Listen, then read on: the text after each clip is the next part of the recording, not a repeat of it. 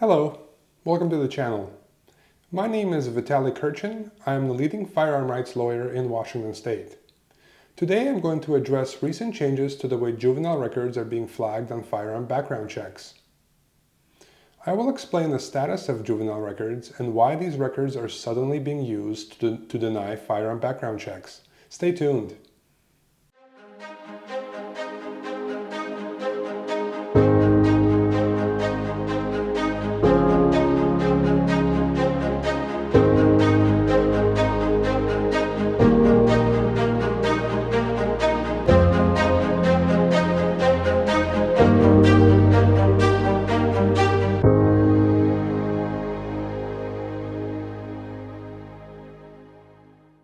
Let's start with an explanation of juvenile records.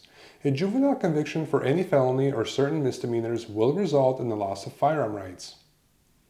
This is the case even if you received a deferred disposition and a subsequent dismissal. Because a deferred disposition requires a plea of guilty, it continues to count as a conviction for firearm purposes. A diversion, on the other hand, is not a firearm prohibitor because it does not require a plea of guilty. So, what happens if you have the juvenile record sealed? Well, nothing. Sealing a juvenile record does not restore firearm rights.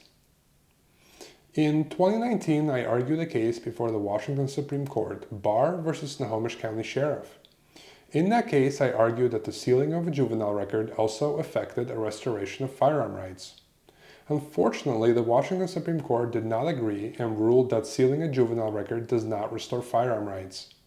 If you are interested in watching that argument and reading the resulting opinion, click the link above or in the description below. Additionally, Washington state law grants law enforcement access to sealed juvenile records.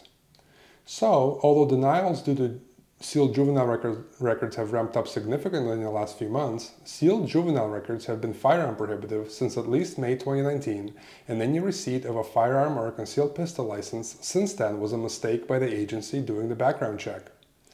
And that brings me to my next point. If sealed juvenile records have been prohibitive since May 2019, why are they suddenly a problem now?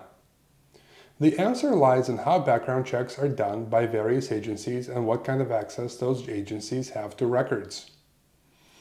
Historically, Washington State has had a split background check system wherein certain background checks would go to the local police or sheriff and other checks would go to the FBI. Specifically, handguns, semi-automatic rifles, and concealed pistol license checks would be done by local police or sheriff, while non-semi-automatic long gun and shotgun checks would go to the FBI. The FBI is generally only able to view criminal records for which fingerprints were taken. If no fingerprinting occurred in connection with the juvenile case, the FBI would not know of the existence of the case and would not know to issue a denial. Juvenile fingerprinting has always been very inconsistent throughout the state, and it is common not to be fingerprinted for juvenile charges. On the other hand, local police and sheriff also had access to Washington State court records through a database known as JIS Link. This database contains information about all convictions, including juvenile charges where no fingerprints were taken. Thus, local police and sheriff staff have access to more records than the FBI. However, local police and sheriff staff are not always well trained in doing background checks correctly and often make mistakes. Because of this inconsistency in process and result, the Washington State Legislature passed House Bill 2467 in 2020. The law created a single point of contact system for firearm background checks and assigned Washington State Patrol the responsibility for running the system. The bill gave State Patrol several years to do this. State Patrol finally began rolling out the new system in July 2023 as a pilot. The new system is called SAFE and will be responsible for all background checks pertaining to firearm purchases and transfers.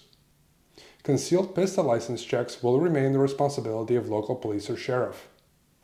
Use of the SAFE system is not mandatory until February 1st, 2024. However, most dealers across the state have already started using the system early. The reason this is significant is because State Patrol has access to sealed juvenile records, the same records that other agencies either didn't have access to or perhaps did have access to but mistakenly ignored. State Patrol is also exceptionally well trained in doing accurate background checks. These two factors are why juvenile records that may have laid dormant for years are now making a resurgence. It is important to understand that State Patrol is only doing its job in enforcing the law. It is not State Patrol's policy to deny individuals over sealed juvenile records. It is the law as pronounced by the Washington Supreme Court in May 2019. If you are being denied over a sealed juvenile record, feel free to reach out. It is imperative that you do not proceed on your own, or else you may inadvertently make your juvenile record public, which will hurt you in the long run.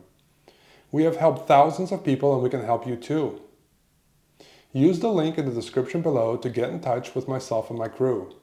We will evaluate your case, provide a reasonable flat fee quote for our services, and get you taken care of in no time at all. Thank you for watching, and I'll see you in the next one.